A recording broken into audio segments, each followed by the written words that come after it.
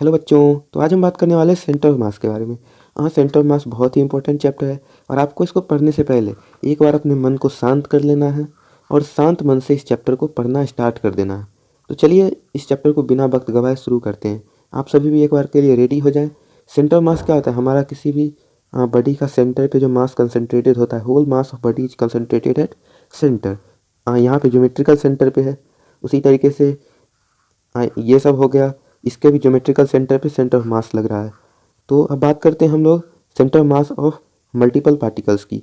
तो यहाँ पे मल्टीपल पार्टिकल्स हमारा दे रखा है, जिसमें हमारा पोजीशन वेक्टर दे रखा है। r1 वेक्टर हो गया, ये r2 वेक्टर हो गया, r3 वेक्टर, यानी अलग अलग मास को हमने अलग अलग पोजीशन वेक्टर पे रखा है। तो उसके लिए एक्स हमारा RCM होगा m1 r1 plus m2 r2 plus m3 r3 by m1 plus m2 plus m3। X क्या होगा? Sigma mi xi by sigma mi, इस तरीके से। इसी तरह YCM हो गया, इस तरह ZCM हो गया। तो बस कुछ नहीं है, आपको एक फॉर्म याद होना चाहिए, बाकी तो आप खुद पता कर ही लेंगे, निकल ही जाएगा। एक ही चीज़ है। अब देखिए यहाँ पर centre mass of 2 particles they रखा है। तो उसके लिए आपको करना क्या है?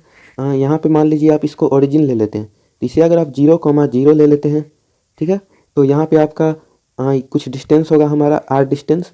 तो यहाँ से सेंटर ऑफ मास क्या हो जाएगा? X m1 x1 plus m2 x2 by m1 plus m2। तो लगा देंगे, RCM भी लगा सकते हैं यहाँ पे, तो कोई इशू नहीं है, आप लगा सकते हैं। यहाँ पर जैसे कि हमारा फिगर में दे रखा है,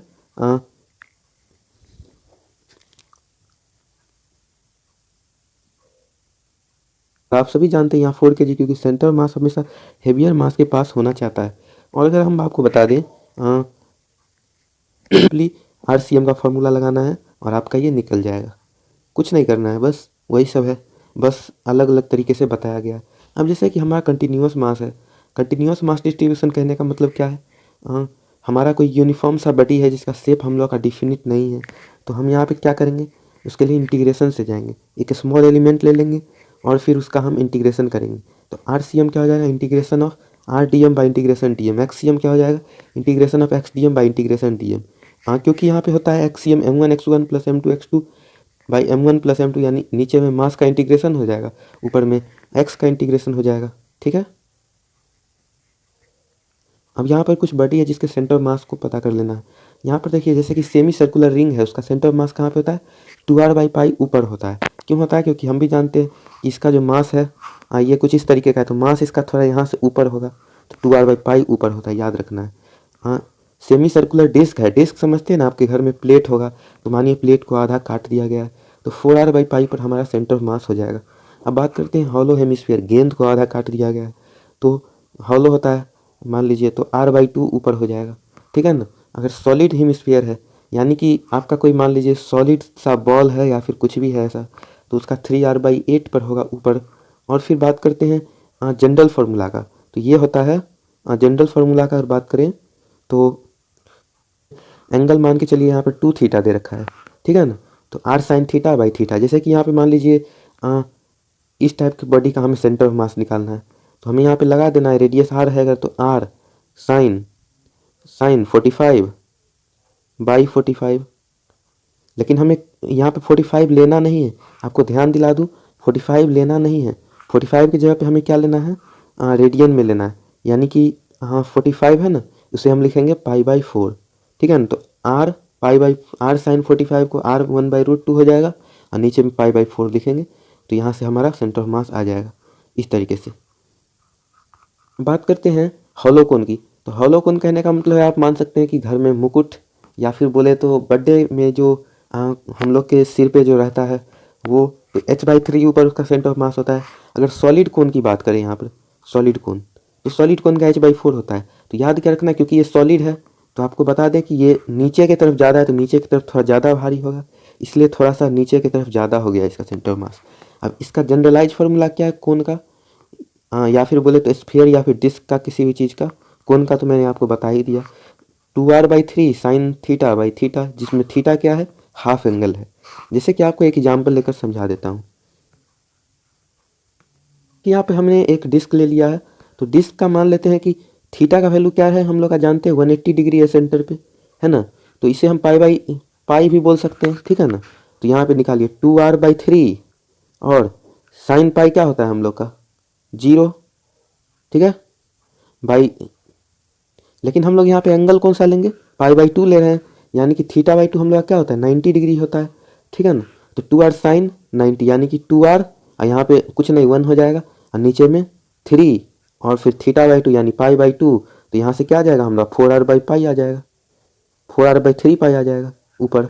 यही तो हमने अभी पढ़ा था, बस कुछ नहीं है, आपको आप खुद ही डिराइव कर सकते हैं इस चीज़ को, मैंने बस आपको बता दिया है। इस फार्मूले को ध्यान में रखना है, अगर आपको कुछ भी याद नहीं है तो ये फार्मूला आपका मदद करेगा डिस्क की निकालने में, डिस्क का चाहे कोई भी शेप का हो, और शायद आपको यही याद भी रखना चाहिए। आइए अब यहाँ पे देखिए, यहाँ पे हमने दे रखा है centre of mass of body, जिसका मतलब कुछ इस टाइप का नॉन यूनिफॉर्म मास डिस्ट्रीब्यूशन है, तो इसका हमें निकालना पड़ेगा। तो उसके लिए हम क्या करते हैं ना कि इसमें वेरी क्या कर रहा है हम लोग का आर रेडियस पे जाके मान लेते हैं, ले लेते हैं एक छोटा सा एलिमेंट, यहाँ से आर रेडियस पे जाके छोटा सा एलिमेंट ले लेते हैं, उसके कारण एरिया क्या हो जाएगा यहाँ पे, हम आप भी जानते हैं 2πr/dr हो जाता है ना। Integral y/dm by integral dm x/cm, तो यहाँ पे 0 हो जाएगा, इसलिए 0 हो जाएगा क्योंकि x के अबाउट में नहीं है, y के अबाउट में हमारा मास कंटिन्यूस नहीं, या फिर बोल सकते हैं ज्योमेट्रिकली फिट नहीं बैठ रहा है। तो यहाँ से आप इंटीग्रेशन कर सकते हैं, स्क्रीन पर देख लीजिए एक बार, क्योंकि ये एक क्वेश्चन है, ये एक फॉर्मूला नहीं है, तो आपको इसको ध्यान में रखना है।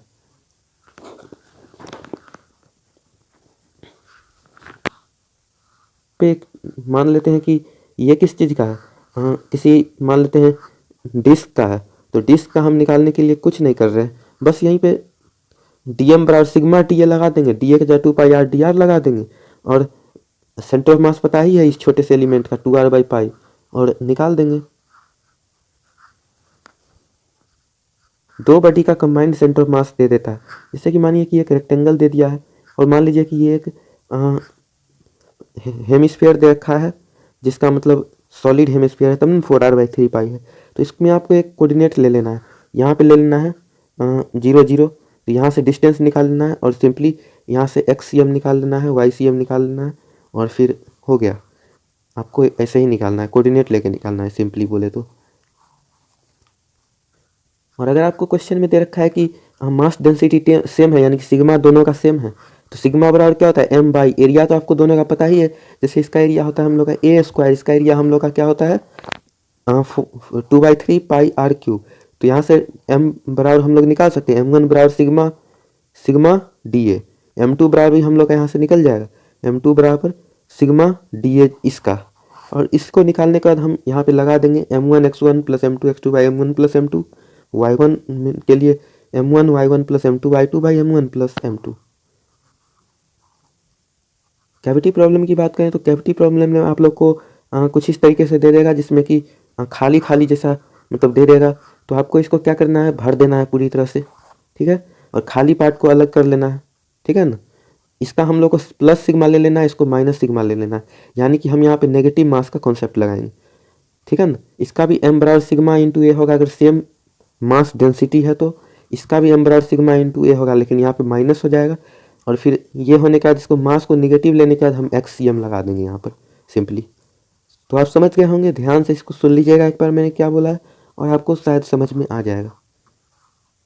तो मैंने ले रखा है, जैसे कि आप देख सकते हैं यहाँ पे कोई स्फीयर दे रखा है, जिसका मतलब r रेडियस है, और यहाँ से कुछ कैविटी हम लोग का कटा हुआ है कुछ इस तरीके से। तो हमें क्या करना है, इसको अलग कर लेना है, और फिर कुछ इस तरीके से सिग्मा सेम है तो फिर हम लोग निकाल ही सकते हैं। क्या था displacement of centre of mass का, r/cm m1 r1 plus m2 r2 by m1 plus m2, इसी तरह से चलता जाता है। अब डेल्टा r/cm क्या होगा m1 डेल्टा r1, यानी कि यहाँ पे क्या हो जाएगा चेंज इन r/cm बराबर क्या होगा m1 in change in r1 plus m2 change in r2 plus dot dot dot चलता जाएगा, ठीक है। देखिए जैसे यहाँ पे क्वेश्चन में दे रखा है यहाँ पे 2 kg मास है, जिसको 2 मीटर इधर घसका दिया, 5 kg है, इसको 3 मीटर इधर घसका दिया, तो x/cm क्या हो जाएगा हमारा m1 delta x1 plus m2 delta x2 by m1 plus m2। तो लगा देना है 2m1 इंटू डेल्टा x कितना, यानी कितना घसका 2 मीटर, और इधर से 5 kg, इसे भी 3 मीटर तक इधर किया है। आपको यूनिट का बिल्कुल ध्यान रखना है, अगर सेंटीमीटर में दे रखा है एक और एक मीटर में दे रखा है, तो दोनों को आपको सेम यूनिट में कन्वर्ट करना ही पड़ेगा। तो चलिए आगे चलते हैं। x/cm हमें पता ही था, x/cm क्या होता है m1x1 plus m2x2 plus m3x3 by m1 plus m2 plus m3, इसी को हम क्या करेंगे, डिफ्रेंशिएट करेंगे, क्योंकि v क्या होता है हम लोग का, dx बाई dt होता है, आपको पता होगा। तो फिर डिफ्रेंशिएट करने से क्या आ जाएगा हम लोग का, VCM आ जाएगा m1 v1 plus m2 v2 plus m3 v3 by m1 plus m2 plus m3, कुछ इस प्रकार से। कुछ इस प्रकार से यहाँ पर मैंने आपको दिखा दिया है। अब देखिए इसको एक बार और डिफ्रेंशिएट करेंगे तो ACM आ जाएगा इस तरीके से। अब ACM को हम लोग m इंटू ACM भी बोल सकते हैं अगर हमने मास से मल्टीप्लाई कर दिया तो, ठीक है। वही हम लोग का एफ नेट होता है, ठीक है। एफ नेट क्या होता है, change in momentum by change in time भी बोल सकते हैं एक तरीके से, जो कितना मोमेंटम में टाइम के रिस्पेक्ट में चेंज आया, ठीक है। और मोमेंटम क्या आ जाएगा, dp बराबर क्या आ जाएगा, यहाँ से इंटीग्रेशन ऑफ एफ dt हो जाएगा, है ना, फ्रॉम t1 टू t2, इस तरीके से। चलिए आगे चलते हैं। यहाँ पे एक और कॉन्सेप्ट दे रखा है, अगर नेट जीरो है, यानी कि नेट फोर्स हम लोग का जीरो लग रहा है, तो ACM भी हम लोग का जीरो होगा, ठीक है। इसको ध्यान में रखना है, यानी कि हम लोग का मोमेंटम कंजर्व हो जाएगा, ठीक है। वेलोसिटी इन सेंटर मास भी कांस्टेंट हो जाएगा, ठीक है ना। अगर किसी भी चीज़ पे नेट एक्सटर्नल फोर्स जीरो लग रहा है तो उसका मोमेंटम क्या होगा, कंजर्व होगा। और हम लोग यहाँ पे क्या लगाएंगे, m1 v1 बराबर m2 v2, ठीक है। मतलब मोमेंटम इनिशियल बराबर मोमेंटम फाइनल लगाएंगे, बस आप कुछ इस तरीके से समझिए। चलिए इस वीडियो को यहीं पे एंड कर रहे हैं, क्योंकि सारा कॉन्सेप्ट हमने पढ़ लिया, सारा फॉर्मूला देख लिया। यहाँ पे बस कोलिजन वाला पार्ट हमारा रह गया है, उसको भी बहुत अच्छे से करेंगे अगले वीडियो में, जो कि इस चैप्टर का पार्ट 2 भी होगा और लास्ट पार्ट भी होगा। यानी कि आपको बस कुछ नहीं करना है, ट्रस्ट करके हमारा वीडियो देख लेना है। आपको मेहनत तो मैं करके दूंगा ही, आपको उसका चिंता नहीं करना है, आपको बस देख लेना है वीडियो को सिंपली। एक भी कॉन्सेप्ट यहाँ पे छूटा नहीं, जितना भी मतलब इस तरीके से नहीं कि मैंने सिर्फ फार्मूला बता दिया हो, यहाँ पे सारा कॉन्सेप्ट बता दिया। कॉन्सेप्ट मतलब कि क्वेश्चन किस प्रकार से आते हैं सारे सेंटर मास के, इसी टाइप के क्वेश्चन आने वाले। तो चलिए आपसे मिलते हैं नेक्स्ट वीडियो में, तब तक के लिए गुड बाय।